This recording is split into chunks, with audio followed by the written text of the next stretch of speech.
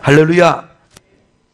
열왕기의 상 2장에 보면 다윗이 나이 70이 되어서 이제는 하나님이 부르실 때가 되었다라는 것을 본인이 깨닫고 19명의 아들이 있는 그에게 암논도 죽고 압살롬도 죽고 아비나답도 죽고 그의 아이들이 많이 죽어갔지만 그 19명의 아들 속에 솔로몬을 불러다 놓고 그의 임종 직전에 유언을 남기는 것이 열왕기상 2장 1절에서부터 나옵니다. 그러면서 그 다윗이 그토록 사랑하던 그 아들 솔로몬에게 유언을 뭘 남기냐면 신앙을 유언으로 남깁니다. 너가 대장부가 되어서 하나님의 말씀을 지켜가는 일에 좌우로 치우치지 아니하면 네 가는 길이 형통하게 될 것이다. 이것은 단순한 신앙의 유언이 아니라 그가 일생 동안 살아오면서 하나님이 나와 함께 하실 때에 역사하셨던 그 많은 체험적 신앙을 아들에게 물려주고 가는 거죠. 왕으로서의 자기의 외교적인 정책도 그리고 정적도 많을 터인데 누구누구를 조심하라, 누구누구를 쳐부시고 어느 나라를 조심하고 어느 나라에 신경을 써라가 아니라 그에게 신앙을 제일 우선적으로 유언으로 남기면서 그가 목동이 되었을 때 하나님이 보호하셨고 그가 골리앗과 싸울 때 하나님이 역사하셨고 사울에게 도망갈 때 그가 하나님이 역사하셨고 압살롬을 통하여 피할 때에 하나님이 그를 도와주었던 것처럼, 그리고 여러분 우리 안에 바세바를 범했을 때도 하나님께서 그를 나단이라는 선지자를 통해서 깨닫게 했던 것처럼 하나님이 그와 함께하여 주셨으므로 내가 오늘에 있게 되었고 목동이었던 나 같은 미천한 자를 하나님이 이스라엘 백성의 왕으로 삼아 주어서 40년 동안이나 이스라엘을 통치하게 하셨으니 그 크신 하나님을 생각해 보면 아들 솔로몬에게 당신이 살아왔던 하나님의 은혜, 당신이 지나왔던 하나님의 역사들을 고스란히 물려주면서 하나님의 말씀을 지켜가는 일에 대장부가 되지 아니하고서는 이 말씀을 지킬 수가 없더라. 그러니 너는 대장부가 되어서 좌로나 우로나 치우치지 말고 네 마지막 길이 주님 바라보고 가면 너의 후손에 이르기까지 하나님께서는 왕의 자리를 빼앗지 아니할 것이다. 할렐루야. 이런 멋진 유언을 남기게 되죠. 그런데 여러분 4절에서부터 보면 또 한 사람을 거론하면서 유언으로 남기는데 그 한 사람이 누구냐면 요압이라는 사람이에요. 이 요압은 압살롬의 친구였고 아둘람 굴에 숨어져 있고 다윗의 나라를 세워갈 때에 혁혁한 공을 세웠던 1등 공신이었던 것이 요압 사령관이고 요압의 장군이었습니다.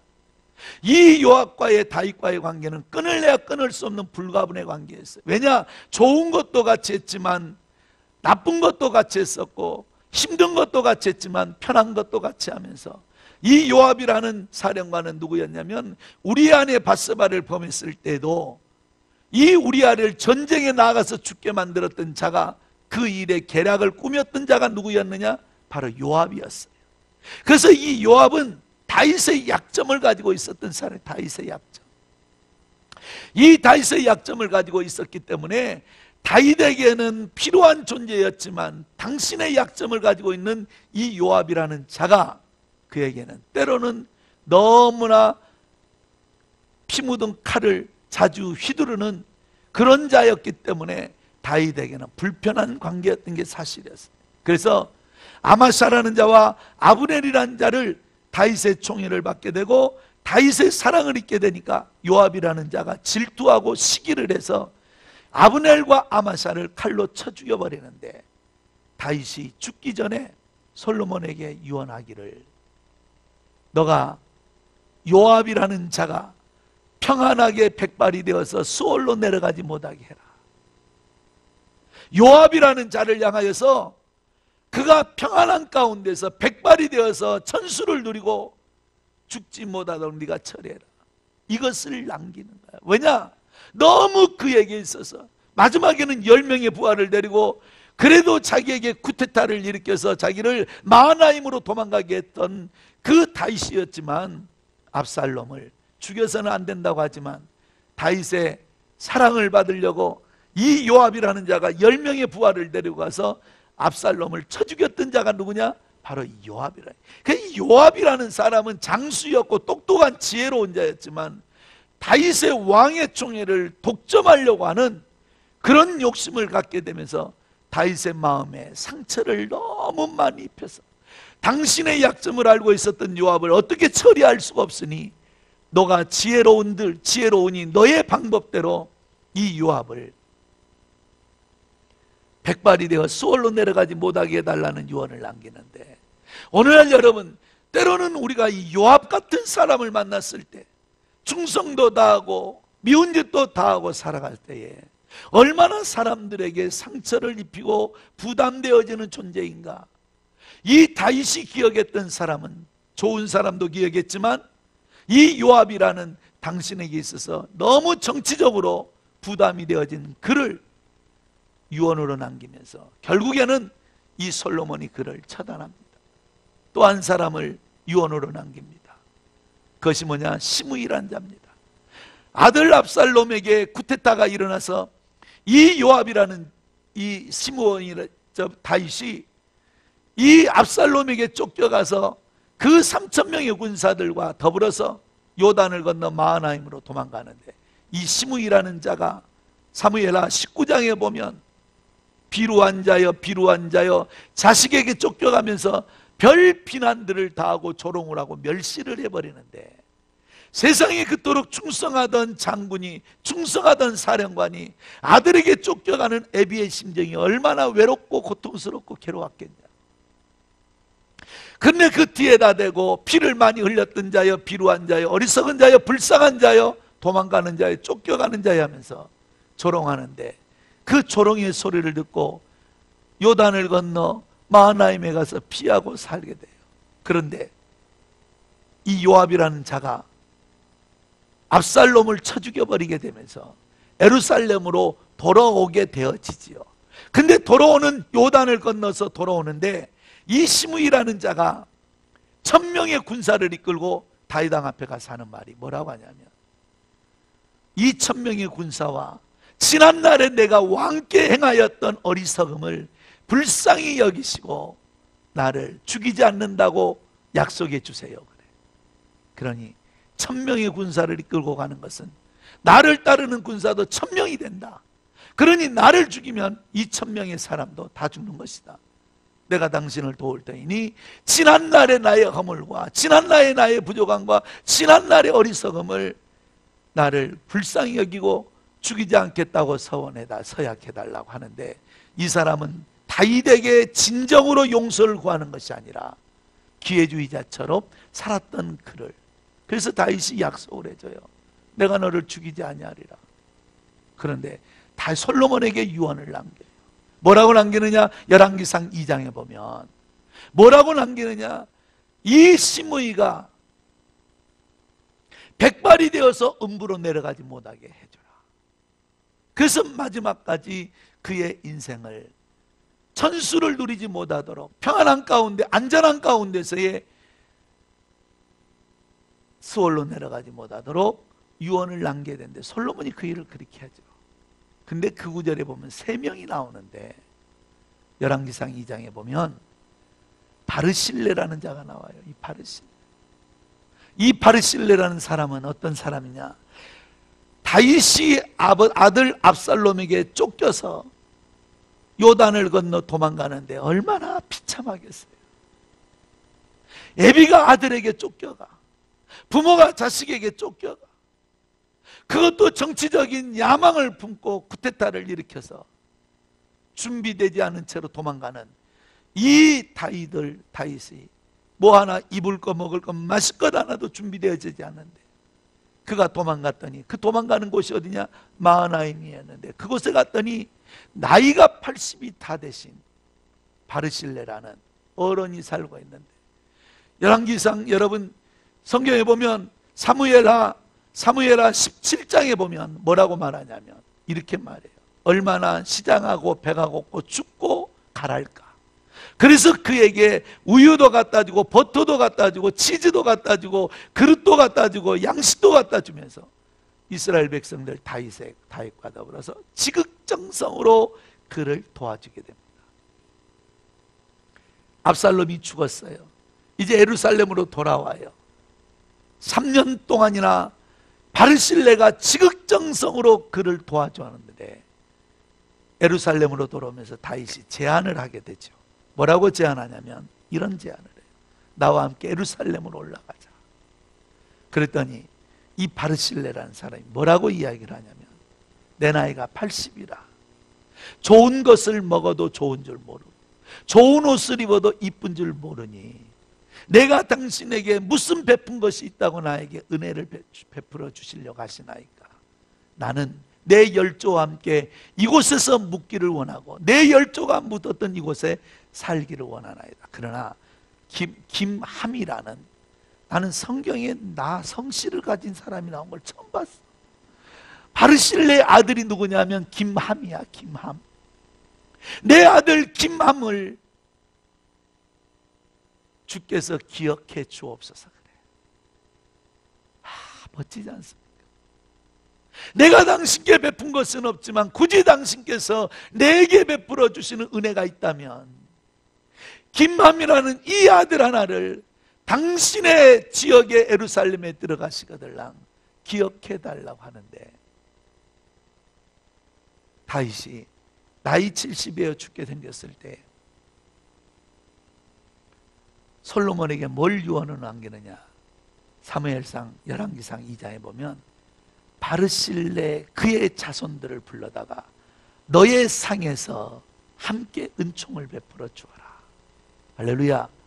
너가 먹는 산의 진미의 왕의 식탁에서의 그들이 먹고 살 수 있도록 은총을 베풀어 주어라 하는데, 하나님께서 이 성경에 기록해 놓은 것을 보면서 나는 큰 은혜를 받았던 게 뭐냐. 세상에는 아름다운 쪽으로 기억됐으면 좋겠고 선한 쪽으로 기억됐으면 좋겠고, 나는 이번 일 어차피 우리가 신앙생활 할 바에 하나님이 기억하시되 아름다운 쪽으로 기억했으면 좋겠고 선한 쪽으로 기억했으면 좋겠고, 요압이나 시므이가 아니라 바르실레처럼 여러분 때문에 여러분의 자녀들이 잘 되시기를 축원합니다. 마치 여러분 요나단의 아들 무비보셋이라는 자가 다윗에게 기억되게 되어서 시므이라는 자를 통해서 시바라는 자를 통해서 요나단 집안에 아이가 있다면 데려오라 그랬더니 두 다리가 절단 나버린 쩔뚝이 되어진 무비보셋을 왕 앞에 데려놨을 때 왕이시 어찌하여 이 죽은 개 같은 나를 돌아보시나이까라고 왕 앞에 고개도 들지 못한 채 흐느껴 우는 무비보셋을 바라보면서 나는 너의 형편도 나는 너의 조건도 나는 너의 여건도 상관하지 않냐고 내 아버지 요나단을 추억하여 내가 너에게 은총을 베풀어 주리라. 아멘. 그 은총을 베풀어 주리라고 하면서 이 무비보셋에게 하나님께서 이 다윗이 세 가지를 회복시켜 주죠. 너는 일생에 나와 함께 겸상하게 될 것이다. 두 번째, 너는 양자로 받아들여 이 왕궁을 마음껏 출입하게 될 것이다. 세 번째는 시바의 우양과 영토와 그의 모든 가족들은 다윗을 이 무비보셋을 섬기는 자가 될 것이라고 한 살림을 띄워주었던 것처럼 오늘 여러분, 어차피 우리가 예수를 믿고 신앙생활하고 교회를 다니는 것은 하나님의 도움을 구하러 다니는 곳인 줄로 믿습니다. 사람은 열심히 사는 것도 중요하지만 더 중요한 것은 뭐냐? 복으로 사는 거예요. 실력으로 사는 것도 중요하지만 더 중요한 건 뭐냐? 복으로 사는 거예요. 아껴 쓰고 전략하고 사는 것도 중요하지만 복으로 사는 건 더 중요하다 이 말이에요. 사람은 하늘의 문이 열려야 합니다. 하늘의 문이 닫혀버린 민족과 하늘의 문이 열려버린 민족은 따를 수밖에 없는 것처럼, 하늘의 문이 닫혀버린 자식과 하늘의 문이 열려있는 자식은 다른 것처럼, 하늘의 문이 닫혀버린 기업과 하늘의 문이 열려버린 기업은 다른 것처럼, 난 여러분 교회가 하늘의 문이 열려있는 줄로 믿습니다. 성장하고 있고 발전하고 있고 죽은 자가 살아나고 낙심한 자들이 소망을 얻는 이 시대 후에 여러분 뜨거운 교회 많지 않습니다. 이 아름다운 교회 안에서 하나님이 여러분을 기억할 수 있는 바르실레처럼 요나단처럼 무비보셋처럼 이 아름다움이 있기를 축원합니다. 할렐루야. 오늘 이 봉독한 이 본문을 보면 제목 한번 다시 따라합니다. 기억될 자. 기억될 자. 2017년 반드시 하나님이 여러분을 기억하고 싶은 자가 됐으면 좋겠습니다. 내가 얼마 전에 부흥회를 갔는데 37년 동안을 목회하던 저희 선배 목사님이 땅도 한 3,000평 준비했었고 교회도 아담하게 잘 지어지고 성도들 한 800여 명이 모여지는 교회. 그러면서 저에게 선배 목사님 그러시는 거예요. 김 목사, 정말 당신은 욕심나지만 전국교회 부흥회 다니니까 안 되고 지금 내가 은퇴가 3년이 남았는데 후임자를 구하지 못하고 있네. 그러니 전국교회를 다니고 많은 목회자들 알터이니까 나한테 정말 추천해주고 있는 사람이 있다면 나한테 추천을 해주면 좋겠다고. 그 이야기를 듣고 나니까 마음에 부담이 생기는 거예요. 사람 소개하는 것처럼 어려운 게 없습니다, 여러분. 오직 했으면 중매했는데 뺨이 새 되겠어요. 이게 쉬운 게 아니야, 이 사람 소개하는 게. 그래서 사람 소개하는 것처럼 제일 어렵고 강사 소개해주라는 게 제일 어렵고 그러거든. 믿고 말하는 건데 실망 주면 안 되잖아. 근데 그분이 배 목사님이라는 분인데 이 배 목사님이 저한 선배 목사님이 부탁을 하는데 내 동기들이 얼마나 많고 내 선후배들이 얼마나 많겠어요. 노예 안에 목회자들이 얼마나 많고 지방 안에 목회자들이 얼마나 많고 총회 안에 얼마나 많겠냐고. 그런데 누군가를 생각하고 싶어서 소개를 해주려고 하는데 아무도 생각이 나질 않는 거예요. 사람이 없는 것이 아니라 그 교회 맞춤형으로 37년 동안을 땀 흘리고 힘쓰고 애썼던 저 목사님의 수고를 엎어버리지 않을 자를 소개하려고 하니 생각이 안 나는 거예요. 나에게만도 기억될 자가 있었다면 좋은 기회를 얻었을 터인데 나에게도 기억될 자가 없다면 그 얼마나 하나님의 기준에 우리를 맞춰보면 대충 살면서 하나님의 역사가 일어날 것이라는 것은 우리의 욕심이고 착각일 뿐이지 하나님은 그렇게 역사하지 않는다. 동의하십니까? 할렐루야. 나는 이번 성에 여러분들이 세 가지를 결단했으면 좋겠어요. 첫째는 이 성전의 문을 열고 딱 들어오면 하나님을 기쁘시게 하는 예배가 될 것인지 사람을 기쁘게 하는 예배가 될 것인지를 결단하세요. 이 자리에 딱 앉아있으면 들어오셔서 앉아있으면 사람 만나려 하지 말고 하나님 앞에 결단의 기도를 하라고.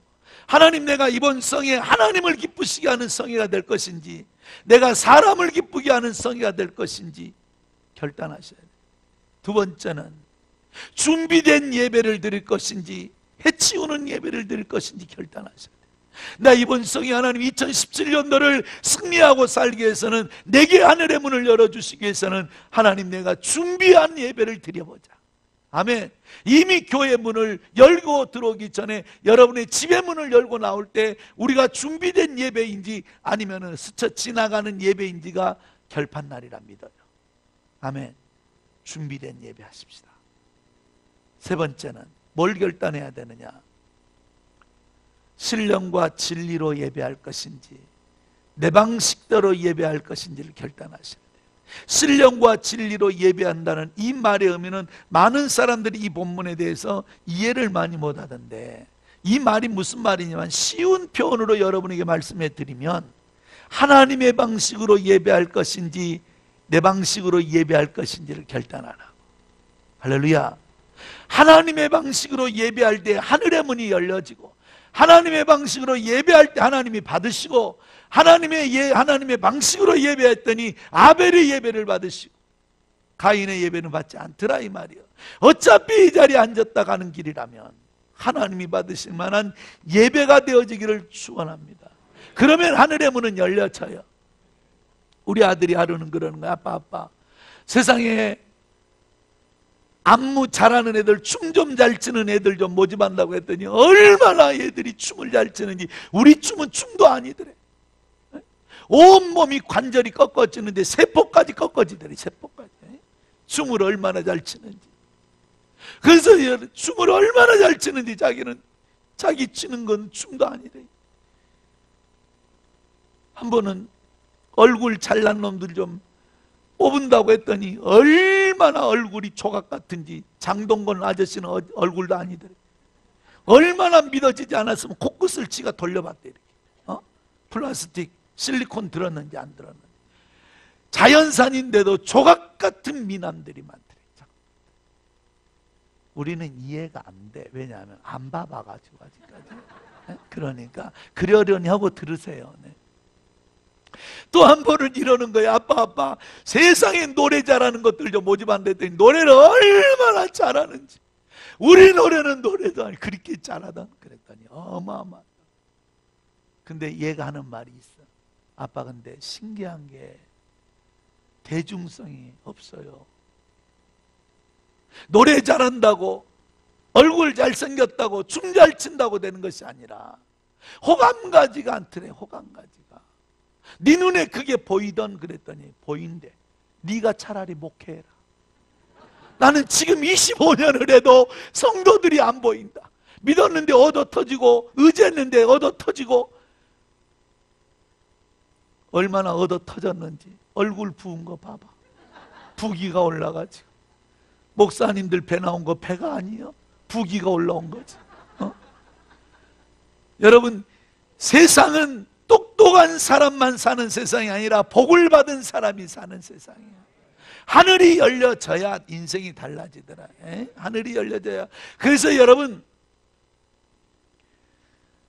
요한계시록 2장 4절과 5절에 보면 내가 너를 책망할 것이나니 너는 처음 사랑을 버렸느니라. 그러므로 회개하여 첫사랑을, 처음 사랑을 회복하지 아니하면 촛대를 옮겨버릴 것이다. 하나님이 쓰실 때 복이야. 하나님이 쓰실 때 능력이고 하나님이 쓰셔야 존귀한 자 되는 거지. 동의하십니까?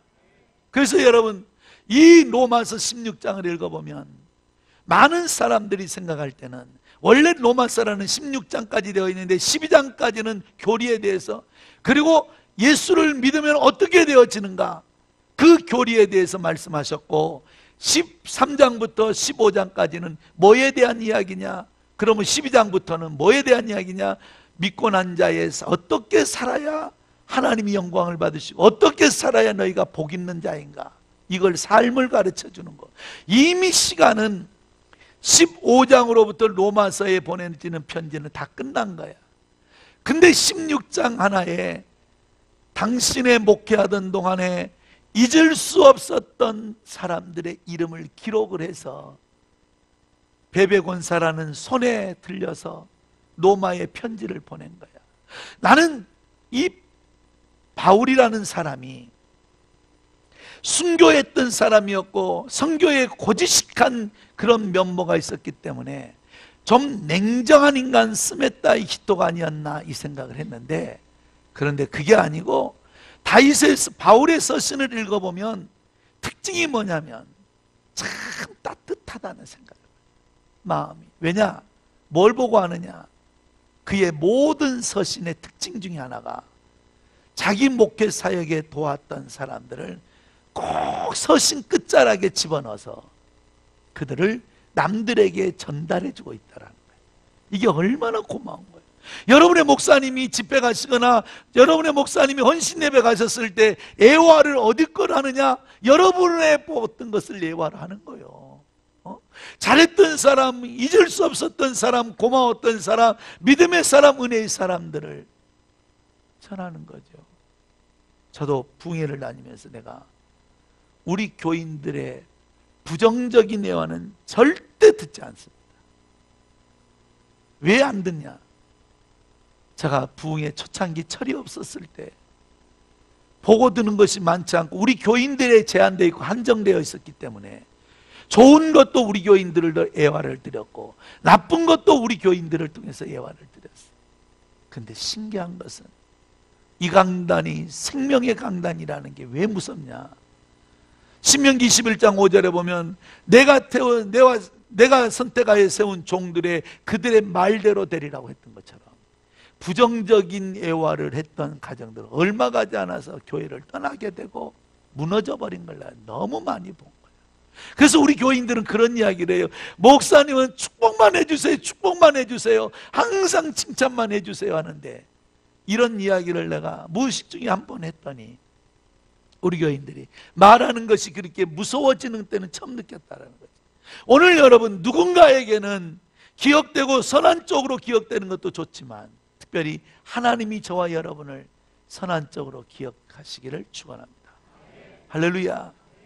근데 이 바울은 로마의 교회에 편지할 때 바울이 오늘 본문 1절에 보면 1절과 2절에 보면 베베권사를 합당한 예절로 이를 맞이해달라고 소개를 한 거예요. 베베권사를 그들에게 추천하고 그들을 잊을 수 없었던 이유는 딱 한 가지였습니다. 그는 나의 보호자였다.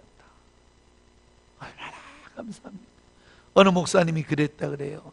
40여 년의 목회를 마치고 은퇴를 하시면서 그가 살아왔던 목회 이야기라는 책을 쓰시면서 그 책 속에 어떤 이야기를 했느냐면 나는 누구누구 이미 고인이 되어버린 천국 가 계신 그 권사님의 여자 권사님의 이름을 기록하면서 우리 이 권사님의 넓은 치마폭 때문에 나는 40년 목회를 아름답게 할 수 있었다.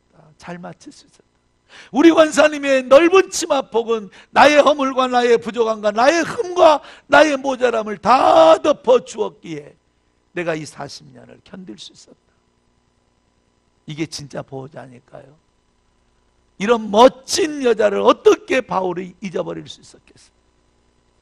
그 멋진, 그래서 합당한 예절이라는 말은 너희가 나를 초청하고 나를 맞이하듯이 이 베베권사를 합당한 예절로 잘 맞이해서 그가 필요한 것, 그가 원하는 것에 부족함이 없도록 채워주도록 해라. 할렐루야. 얼마나 은혜스럽고 멋집니까?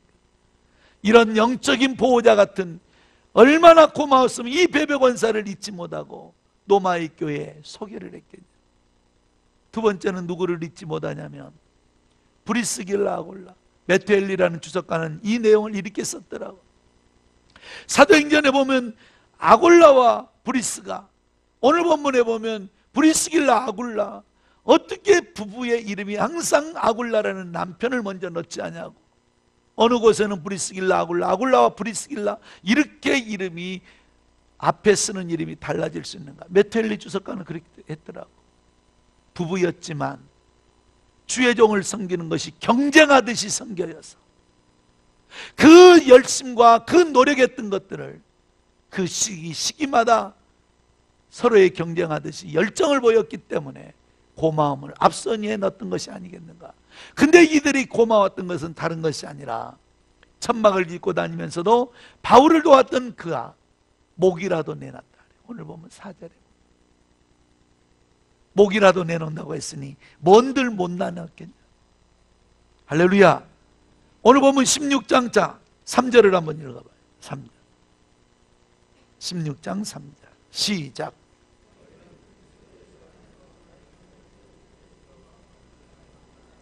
그들은 내 목숨을 위하여 자기의 목까지도 내놨다. 야, 얼마나 멋진가. 그들은 내 목숨을 지켜가기 위해서 자기 목숨을 대신하고 있었으니. 우리 집사람 와서 참 내가 어디 돌아다니면서 부부가 함께 와본 거 처음인데 진짜 저희 집사람 와서 간증한 것 중에 이런 간증 하나 있었어요. 강은혁이라는 집사가 있었는데 이 강은혁 교회 안에 건축을 방해했던 사람들이 무자비하게 아무튼 폭행 사건을 일으켜서 그때 저희 아내가 하반신 마비가 되는 고통을 당하는데 지금 어제 우리 이제 권사가 됐습니다. 47이 됐는데 48살이 되는데 강은현이라는 집사하고 그 남편 김철이라는 집사는 다리가 없어요. 하나는 의족이야, 의족. 그래서 사급장애인이야. 관절 밑으로 잘라졌으니까 무릎 관절 밑에. 근데 그 정말 사람들이 돌아버리니까 예수 안 믿는 사람들까지 동원되어진 그 싸움의 현장은 살벌하고 유리창이란 유리창 다 터져버려요. 다리 하나 없는 그 집사 부부가 우리 집사람을 꼭 껴안고 사모님은 지켜가야 된다. 집사람 사모님 보호해달라고. 사모님은 그러지 말라고. 이 몸부림을 치면서 오는데 나는 남편이라도 그렇게 못했네. 그 가정이 의정부까지 따라와가지고 이번에 권사가 됐는데 내가 여자 권사지만 내가 안고 울어줬어. 고맙다, 감사하다. 내 형제도 못 지켜주는데 얼마나 아프고 얼마나 힘들었는데 네가 맞아가면서 그렇게 하고. 내가 하루는 그랬어요. 내가 목회하기 전에 니만큼은 살게 해놓고 내가 은퇴할 거다. 니만큼은 반드시 하나님이 복을 주는 걸 보고 내가 은퇴할 거다. 내가 없으면 네 생각나고. 그래서 그 깡패들이 들어오는 그 자리에 다리 하나밖에 없는 집사가 야 들어가라, 무섭다. 그랬더니 다리 하나밖에 없는 그 집사가 뭐라 하냐면 이래. 나라도 교회 지켜야죠. 뭘 지켜? 다리 하나 가지고. 두 다리 멀쩡한 것들도 다 피해버리고 도망가버리고 떠났는데 다리 하나 가지고 뭘 지켜? 저 무서운 깡패들. 지켜간다는, 약한 자는 살아서 안수집사 되고 권사가 돼 있는데 강한 자들은 다 죽어버렸으니. 여러분, 바울의 목숨을 위하여서 너희 부부의 목까지 내놨으니 어찌 바울이 그들을 잊어버릴 수 있겠는가? 이 이름이 주님 오실 때까지 기억되게 하셨으니 얼마나 감사한 일이에요. 동의하십니까? 바울은 잊을 수 없는 사람을 기록해놓고 이들을 놓고 기도했을 것이고 이들을 소개하면서 구구절절히 그의 가슴 속에 여미어지는 옛 추억이 살아나지 않았겠네요.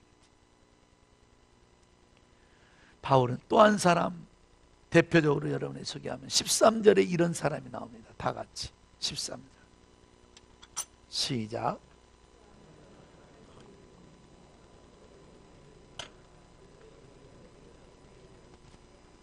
루포와 그의 어머니를 문안하라. 그는 나의 어머니인데 곧 그의 어머니는 곧 내 어머니다. 얼마나 이 어머니, 네 어머니만 아니라 내 어머니다.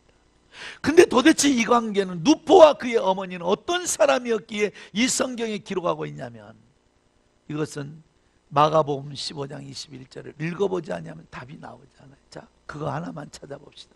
마가복음 15장 21절.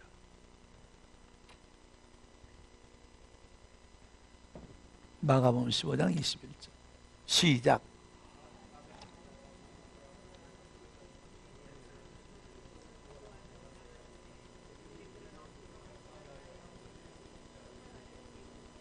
아멘.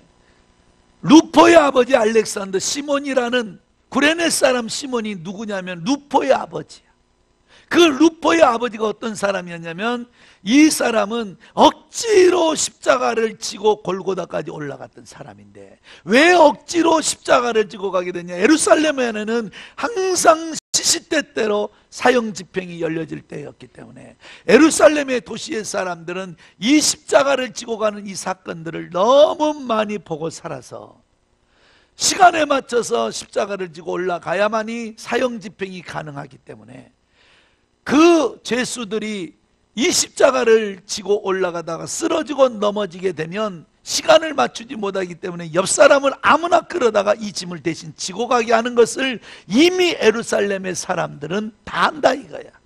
근데 구레네 사람이었던 이 시몬이라는 이 시골 촌뜨기는 이 십자가를 지고 가는 것을 처음 봤는지 몇 번이나 봤는지는 모르지만 모든 사람들은 궁뎅이를 다 빼고 구경만 하고 있을 때 죄 없게 보이고 약하게 보이고 선하게 보였던 그 젊은 청년 예수가 80kg가 넘는 십자가를 지고 올라가는 그 모습에 쓰러지고 무게에 못 이겨 또 엎어지고 일어나 걷기를 하면 채찍으로 때려서 빨리 재촉하지만 그 무게를 견디지 못하고 쓰러지고 엎어지고 넘어지는 그 모습에 너무너무 불쌍했는지 남들은 엉덩이를 다 빼고 구경하지만 구레네 사람 시몬의 시골 촌뜨기는 너무 불쌍했는지 그 십자가 근처에서 구경을 하다가 잡혀서 십자가를 대신 지고 올라가 예수의 십자가를 대신 지고 억지로 지고 올라갔지만 역사는 그를 잃어버리지 않냐고 억지로 십자가를 졌다 할지라도 그 집안을 믿음의 구원의 반열에 세우셔서 아멘.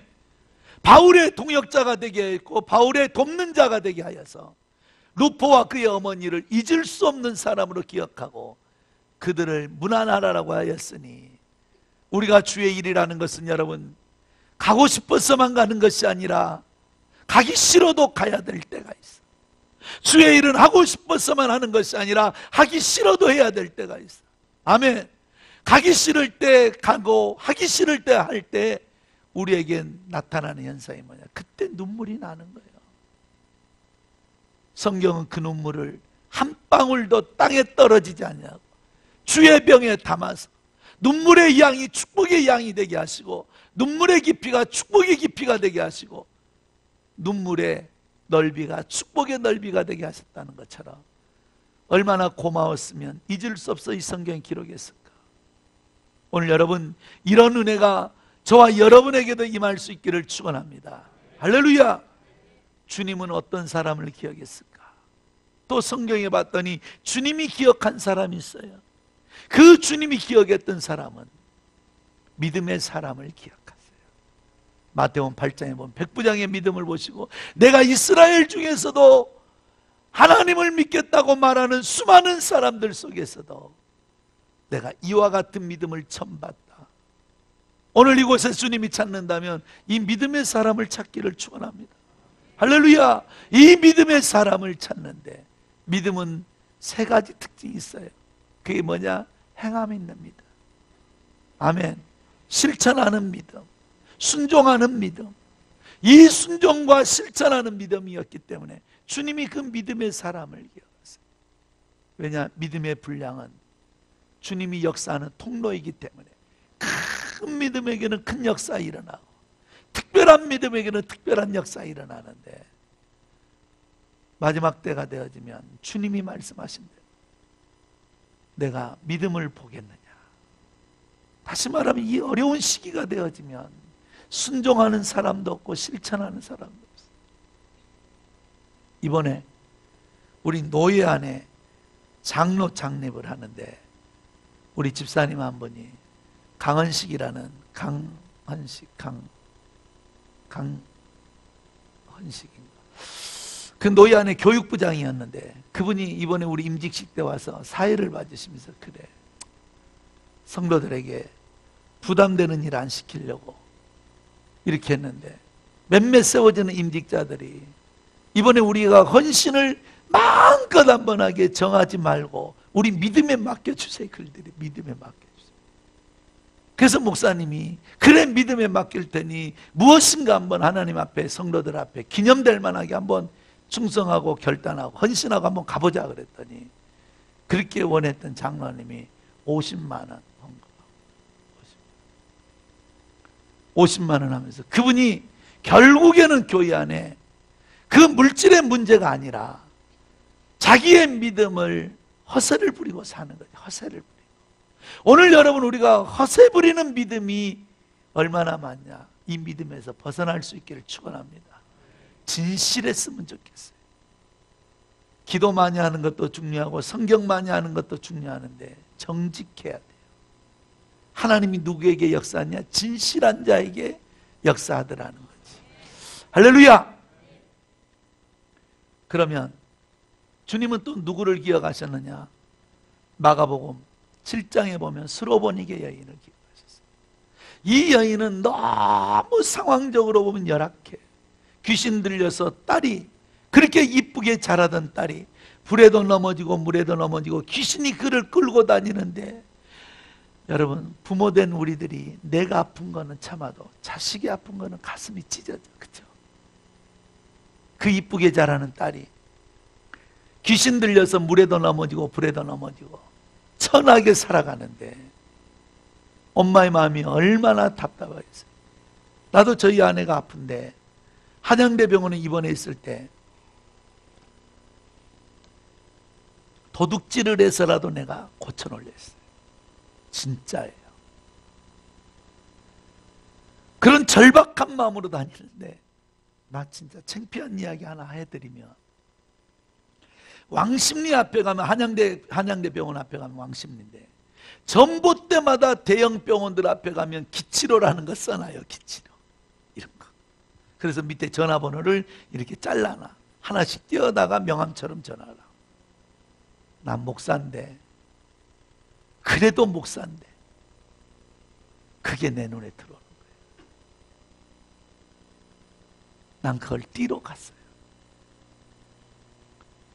그 띠러 갔는데 얼마나 절박한 마음에 내 아내를 안고 그곳을 가고 싶었어. 기치로는 암도 고치고 하반신마비도 고치고 척추병도 고치고 전신마비도 고쳤다는 사례를 올려놨는데 성경이 나오는 사례는 눈에가 들어오지 않고 쓸데없는 기치로의 사례들이 내 눈에 들어오기 시작하는데 그 전화번호를 띠러 가는데 누가 생각이 나냐면 우리 친구 목사 아버지가 70살, 71가 됐을 때 암에 걸려서 위암에 말기고 오니까 어디로 가냐면 이단이 치료했던 포천에 가면 어디라고 말하지는 않겠지만 거기를 가서 치료를 받겠다고 말기암 환자가 거기를 다니면서 별 치료의 방법에 덫이 나고 이상하게 부작용이 생기는데도 거기를 믿고 가더라 이거지. 근데 우리 친구 목사님이 그랬대. 아버지 앞에 무릎 꿇고 기도해 드리면서 아버지, 이제 아버지가 치료가 되시면 10년 더 살고 20년 더 산다 합시다. 지금까지 믿어왔던 하나님을 이렇게 신앙생활을 허물어 버리셔야 되겠습니까? 나 아버지 건강했으면 좋겠지만, 아버지 다시 살아났으면 좋겠지만 얼마나 더 사실 수 있다라고 생각하세요? 나도 아버지 앞에 불효라는 걸 알지만 천국을 준비합시다. 신앙을 타협하지 말고. 근데 그 말이 내 머릿속에 딱 떠오르는 거예요. 그래서 그 전봇대를 기대고 내가 이랬어. 나 진짜 목사 되게 해주세요. 십자가 졌듯이 내 아내가 일어나지 못한다 할지라도 그것을 내가 사명이라고 받아들일 만큼 나 진짜 목사 되게 해주세요. 얼마나 울어. 아마도 그거 뜯어서 거기를 돌아다녔으면 하나님이 고치지 않으셨을 거예요. 그리고 내가 담대하게 가서, 내가 한양대병원은 촛불실이 있는데 거기 가서 기도를 하는데 그렇게 목사 믿음 별거 아니더라고. 남의 이야기니까 기도해주고 남의 이야기니까 힘준다는 말하지 내 일이 되어지니까 흔들려 버리는데, 근데 수로보니게 여인 보세요. 그렇게 이쁘게 자랐던 딸이 귀신 들려 물에도 넘어지고 불에도 넘어지고 미친 짓을 하고 다니는데 엄마로서 뭔 짓을 못하겠니? 우리 교회 이점자 권사라는 권사가, 이승리라는 승리가 자폐아인데 얘는 숫자의 천재야. 숫자 천재. 200년 후의 월요일은 200년 1월달 1월 20일 무슨 주간이야 그러면 쫙 나와있죠. 하여튼 숫자 말 많으면 이 숫자 계산하는 건 천재. 이 자폐아를 데리고 미친 듯이 수영장 다니고 드럼 다니고 악기 배우러 다니고 남들 1년이면 될 것을 7년 8년을 배워도 몇 개월 배운 것보다 낮은데도 그 애를 만들어 놓은 걸 보면서 이제 그 아이에게 미쳐버리더라고. 엄마는 미쳐버리더라고. 그러니 수로보니게 여인이 그 미쳐버릴 수밖에 없는 이쁘게 자랐던 딸이 귀신 들려지라는데, 소문을 들으니 예수를 만나면 죽은 자를 살리고 예수는 보지 못한 자를 보게 하고 귀신을 내어 쫓으며 듣지 못한 자를 듣게 한다는 이 소문에 예수가 온다는 소리에 뛰어가 봤지만 주님의 반응은 너무 반응이 없었어요. 자식의 줄 떡을 개들에게 던지지 않는다. 주여, 개들도 주인의 자식들이 먹고 남은 상에서 떨어지는 부스러기라도 주워 먹듯이 정말 불쌍히 여기고 긍휼히 여겨 주어서 이 부스러기라도 줬사오니 내 딸 나를 기억해 달라고.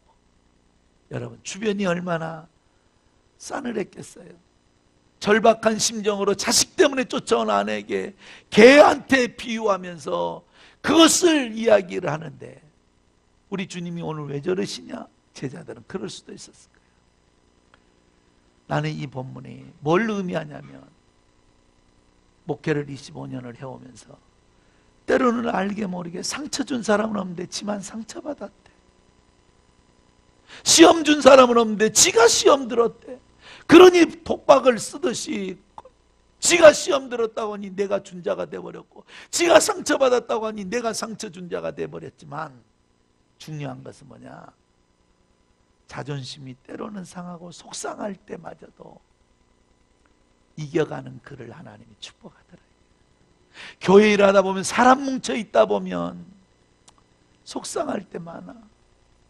때로는 자존심 상할 때 많고, 좋은 쪽으로 이야기한다고 했지만 분위기상 그것이 기분 나쁘게 들려질 수도 있어. 이럴 때마다 자존심 상하고 속상해도, 그럼에도 불구하고 그 자리를 지켜가는 그가 일꾼이 됩니다. 할렐루야. 하나님이 그때 기억하세요. 좋을 때는 다 좋아. 좋을 때는 다 좋지만 진짜 힘들고 진짜 어렵고 진짜 나쁠 때 그 자리를 지켜가는 그를 하나님은 기억하신다. 할렐루야. 여러분, 누가복음 8장에 보면 누가 나오냐면 수산나와 요한나, 마리아가 나와요.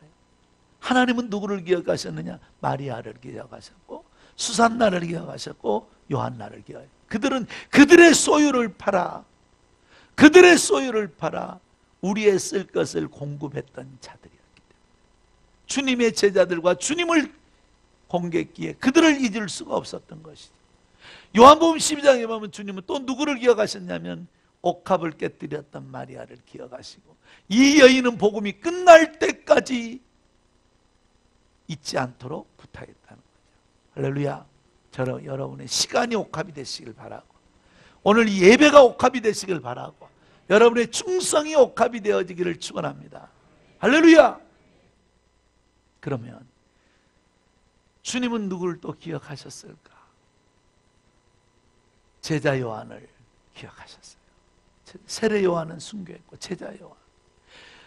요한아, 고개를 들어라, 내 어머니시다. 그 요한은 온유했었고 효도했던 사람이었기 때문에 제자들 속에 가장 장수했던 사람이었고 순교하지 않습니다. 그뿐만 아니라 그에게 주의 날에 하늘의 문을 여시고 장차 일어날 그 계시록을 기록하게 하였으니, 오늘 이 시대가 부모 사이, 자식 사이, 형제 사이를 말하지 말라라고 하고 삽디다마는, 그럼에도 불구하고 성도들은 부모를 잘 섬기는 사람이 되시길 바랍니다. 하나님의 약속이야. 네가 부모 잘 섬기면 장수하게 하리라. 네가 부모 잘 섬기면 영화를 누리고 살게 하리라. 성경의 약속이죠. 성경이 말하죠. 불효자식에게는 독수리 날개에서 눈을 쫓아버리게 하리라. 미래를 꺾어버리게 하리라. 오늘 저와 여러분에게 요한처럼 하나님이 기억할 만한 가정들이 회복되어지시길 바라고, 부자지간이 회복되시길 바라고, 모녀지간에 회복되시기를 축원합니다. 할렐루야. 올 한 해 작은 것부터 실천해봐요. 작은 것부터. 내가 자존심 상해도 그 자리 지키고, 내가 믿음의 자리 지키고, 내가 입을 것 쓸 것도 부족하지만 그것 들고 하나님의 전에 나가 주님을 섬겨보고. 아멘. 그러면 교회는 누구를 기억할까? 교회가 기억하는 사람이 있어요. 교회가. 여러분, 주님이 기억하는 사람, 바울이 기억하는 사람, 저도 다 이야기 못하지만 목사로서의 기억 남은 사람들 있지요. 그런데 교회가 기억하는 사람이더라. 세월이 지나니까. 누구를 기억하느냐? 교회는 기도하는 사람을 기억합니다. 제가 이 부흥회를 끝나면 들어가면 수요일 밤이 돼요. 대전 이하에는 항상 올라가는데 꼭 교회를 들렸다 갑니다. 들릴 때는 나도 기도하고 며칠 동안 3박 4일 동안 비었던 교회니까 또 한 번 들어가 보고 싶어서, 그래서 교회를 들어가서 보는데, 세상에 내 올 때만 그날 나와서 기도하는지는 모르겠지만 내가 가면 꼭 몇 명이 교회 안에 앞자리에서 기도하고 있으면서 꽁처럼 머리는 의자에 박아놓고 궁뎅이만 올려놓고 주여 주여 하는데, 그 모습을 보면 내 마음이 뭉클해지고 힘이 나요. 들어보면은 작정 기도하고 있다고, 들어보면은 자식 놓고 교회 부흥해 놓고 부흥을 놓고 기도하고 있다는 소식을 듣게 되면, 그러면 뒤에 있다가 그가 주여 그리고 말이 멈춰질 때 나는 헛기침 한번 하고, 나도 주여 한번 하고, 이 말은 뭐냐? 나도 보고 간다, 왔다 간다, 이런 거지. 교통함이 얼마나 은혜스러운지 몰라. 그분은 또 문 열고 나가면 더 크게 주여 주여 하는데, 그것이 나는 너무 힘이 나는 거예요. 열악한 환경 가운데서도 하나님이 하늘의 문을 여시고 교회에 복을 주시는 것을 보면, 저 기도하는 사람들, 아멘. 기도는 여러분, 영성이 준비되지 않으면 안 되는 거예요.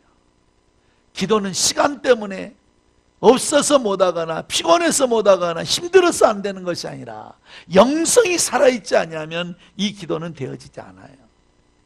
오늘 여러분, 주님이 기억하는 사람은 교회 안에 기도하는 사람, 성도를 놓고 기도하고 목사님을 놓고 기도하고 교회를 놓고 기도하고, 지금 기도 제목이 얼마나 많아요. 얼마나 많아. 내가 여러분 얼마 전에 창원 제일교회 성결교회 부흥회를 갔는데, 그 주간이 순실이 아줌마 사건이 터지는 그 주간이, 와, 순실이 아줌마가 지방에서 부흥회를 하는데 순실이 아줌마 때문에 완전 멘붕이 와버렸어. 사람들이 뭔가 홀려있고 어떤 그 막 홀릭되어 있는 것 같아. 홀릭되어 있는.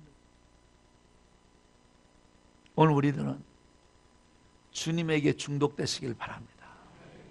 기도하는 사람 되면 하나님은 그를 존귀하게 하십니다. 두 번째는 누구를 기억하느냐? 하나님께서는 기쁨으로 일하는 사람. 정말 나 우리끼리 있으니까 하는 말인데, 일해놓고 시험 든 사람 보면 뒷동산에 탁 때려버리고 싶어. 아니, 그럴 거 뭐하러 일하냐고. 교회는 일해놓은 만큼 기뻐야 돼. 일한 만큼 즐거워야 돼. 헌신한 만큼 여러분 보람이 있어야 돼. 사람들의 입에 기계가 입이 걸려있는 사람들 보면, 일해놓고도 싱글벙글, 자기가 해놓고도 안 한 것처럼 내가 해놓고도 뭘 했느냐고 물어보는 사람. 마태복음 25장에 보면 두 가지 비유가 나오죠. 하나는 열천의 비유, 하나는 양과 염소의 비유 나와요. 양은 누구고 염소는 누구냐? 딱 기준이 딱 하나였어요. 누가 양이고 누가 염소인가? 진짜 일꾼과 염소와 양은 염소는 누구였느냐? 그가 일을 안 해놓고도 뭘 안 했는지 모르는 것이 염소였고, 양은 누구였느냐? 자기가 일해놓고도 무슨 일을 했는지도 기억조차 안 하는 사람. 오늘 여러분 교회 안에서의 내가 하나님 앞에 헌신하고, 내가 하나님 앞에 봉사하고, 내가 하나님 앞에 충성하는 이것들이 여러분의 의의가 아니라 하나님의 은혜가 되시기 바랍니다. 하나님께서 그것은 갚으시고, 올해 누가 하나님이 뭐 어떤 사람을 기억한다고? 하나님이 나를 기억할 자가 되시기 바라요. 세 번째는 교회는 어떤 사람을 기억하느냐? 전도하는 사람을 기억해. 여러분, 자 보세요. 중요한 이야기인데 보세요. 하나님께서는 왜 자녀된 권세를 주었을까요? 잘 먹고 잘 입고 잘 살으라고 주시지 않았어요. 왜냐하면 자녀된 권세, 요한복음 1장 12절에 보면 영접하는 자, 그 이름을 믿는 자들에게는 하나님의 자녀가 되는 권세를 주었나니, 할렐루야. 이 자녀된 권세는 잘 먹고 잘 입고 잘 살라 줬지 않았다. 왜냐? 이 권세를 가지고 있지 않는 자들이 대기업을 이루고, 이 권세를 가지고 있지 않음에도 잘 먹고 잘 사는 것이 우리보다 낫더라, 이 말이야. 그러면 이 권세는 왜 주었느냐? 복음 전하라. 할렐루야. 사도행전 1장에 나오는 성령이 너희 가운데 임하시면 너희가 권능을 받고, 이 권능은 여러분 마가복음 16장 17절 이하가 뭐냐? 너희가 믿는 자들에게 이런 표적이 따르리니 귀신을 내어 쫓으며 새방언을 말하며 뱀을 집으며 무슨 독을 마실지라도 해를 입지 않게 하리라. 할렐루야. 이 권세를 왜 주었겠냐 이거야. 잘 먹고 잘 살으라고 주었던 권세가 아니라 이 복음 전하라고. 아멘. 성경 마태복음 28장에 보면 내가 너희를 고와 같이 버려두지 아니하고 내가 세상 끝날까지 너희와 함께 할 것이라는 이 말은 잘 먹고 잘 입고 잘 살으라고 하나님께서 이 세상 끝날까지 함께 해주겠다는 것이 아니야. 왜냐? 이 세상 끝날까지 함께 하겠다는 약속을 안 가지고도 그들은 대기업을 이루고 우리보다 더 잘 살아. 왜 주었느냐? 전도하라. 아멘. 교회는 전도는 부흥이 되냐 안 되냐의 기준이 아니야. 주님을 전하는 것은 우리의 사명이고, 할렐루야. 그 복음을 전할 때 비로소 하나님께서 너희가 구하지 않은 것까지도 하나님이 채워주신다는 걸 믿을 수 있기를 축원합니다. 아멘. 그래서 이번 주에 우리는 24명, 7명, 그러니까 31명이 세워졌는데 그 중에 딱 한 가지 서약을 시켰어. 뭐냐? 1년에 전도 10명만 하자. 그래서 다 이렇게 세워가지고 할 사람만 앉아라 했더니 한 사람이 안 앉아. 얼마나 뻔뻔한지. 왜 안 앉아 했더니 그분은 안 들린대. 귀가 먹어가지고. 그래서 서서 앉혔어. 서서 앉아. 31명 10명씩만 전도하자. 여러분들 진짜 올 한해 목표를 어디다 잡느냐? 전도에 한번 잡아봐. 전도에 하나님이 여러분 구하지 않은 것도 주신다고. 이전에 차고 넘침의 역사가, 여러분 우리는 드릴 건 없고 할 수 있는 능력은 안 돼도 입은 살아있잖아. 예수 전하면 되잖아. 어느 분이 그랬대잖아. 말을 더듬이야 더듬이. 말이 잘 안 나와. 엄마 아버지 할래도 막 듣는 쪽에서 답답해 죽어버려. 그런데 전도는 하고 싶은데 말은 안 돼. 미쳐버리는 거야. 예수를 이렇게 전하려고 그러면 날새. 그래서 선물을 사가지고 와서 예수 하다가 몇 번을 이러고 왔다 말이 안 나오니까 그냥 오고 왔는데, 한 번은 5번 찾아갔더니 그래 내가 교회 가줄게. 그들애잖아. 꼭 내가 말 잘해서 예수 진실을 가지고 가면 되잖아. 이랬는데도 그래 내가 가줄게 제발 좀 답답하다 그러더래. 예수 전하면 하나. 마지막으로 저는 항상 제가 부흥회를 다녀보면서 감사한 게, 저는 설교를 잘하거나 능력이 뭐 특별한 게 있어서 부흥회를 많이 다니는 게 아니고 설교를 빨리 끝내줘서. 그래서 시간 되면 딱 끝내줘요. 그러니까 이번에 또 저녁에 가면 늦게 끝날 때 나 안 갈란다 막 이런 소리 하지 말고 시간 딱 되면 끝나. 그러니까 불안에 떨거나 뭐 염려하거나 고민하지 말고, 할렐루야. 네, 그 오시면 화끈하게. 그래서 내일이나 모레는 나 이 많은 숫자지만 안수할 거예요. 그래서 반드시 성령 체험한 자들이 맨 나와요. 예비된 자가 반드시 있어요. 부흥에 그냥 다니는 거 아니에요.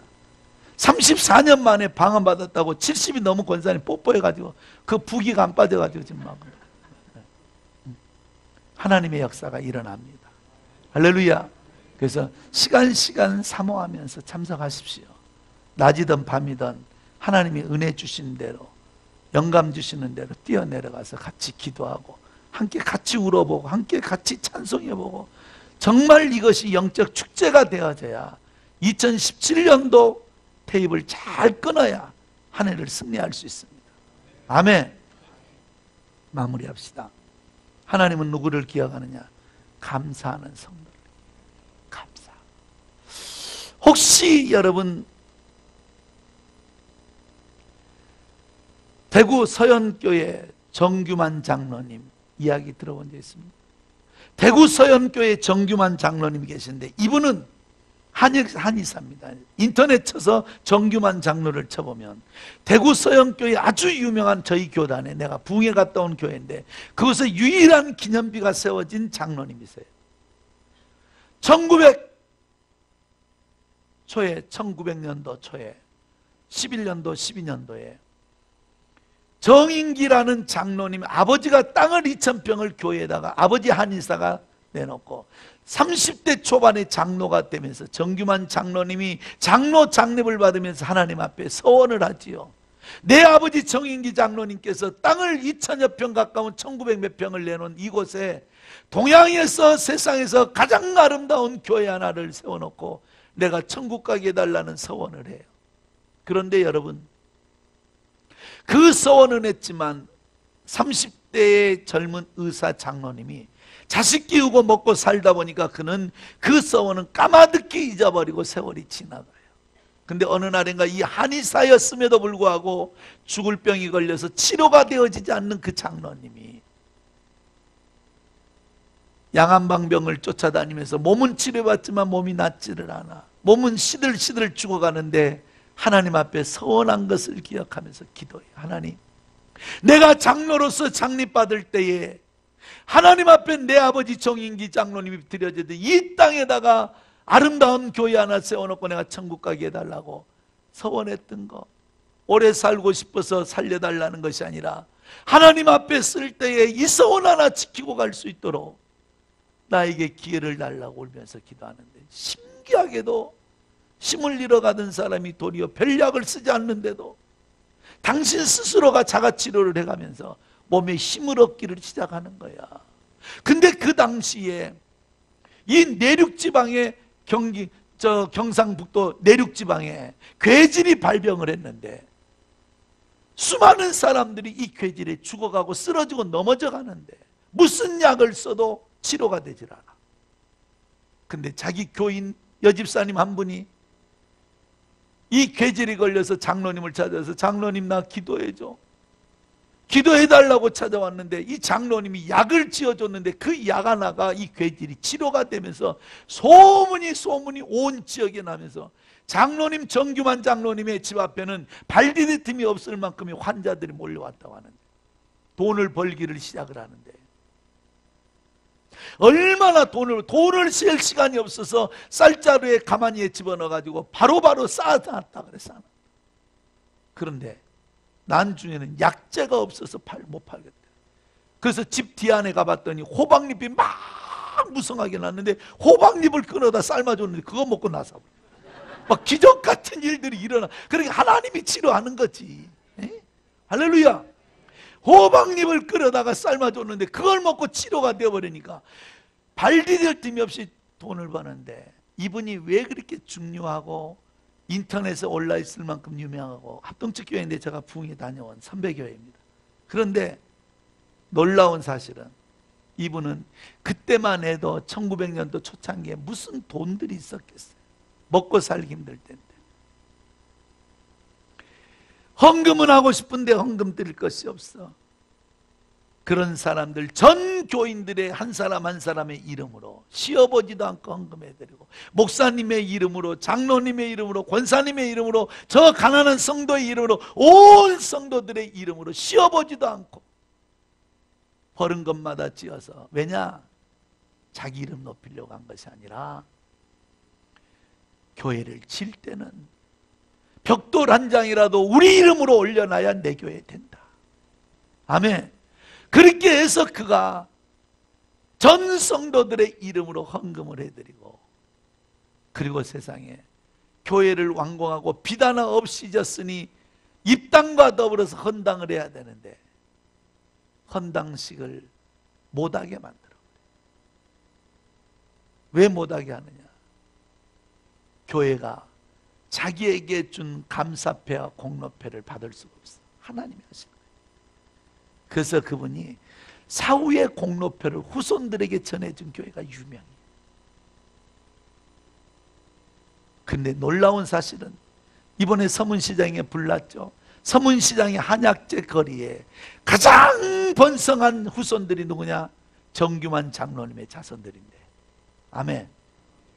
그런데 도지사가 죽었을 때보다도 정규만 장로님이 돌아가셨을 때 장례 행렬은 끝을 볼 수가 없었다라고 역사는 기록하고 있습니다. 하나님은 그 마음에 아름다운 생각을 갖고 감사함으로 하나님의 전을 섬겨가는 자들을 기억하고 있으니, 나는 이번 성에 여러분이 하나님이 기억할 만한 성도 되시기를 축원합니다. 우리는 복으로 사는 거지, 우리 노력으로, 우리의 열심으로 사는 것이 아니라 하늘의 문이 열려지기를 주의 이름으로 축원합니다. 할렐루야. 설교 끝. 하나님께 감사해 보겠습니다. 네. 자, 찬송합시다. 내가 매일 기뻐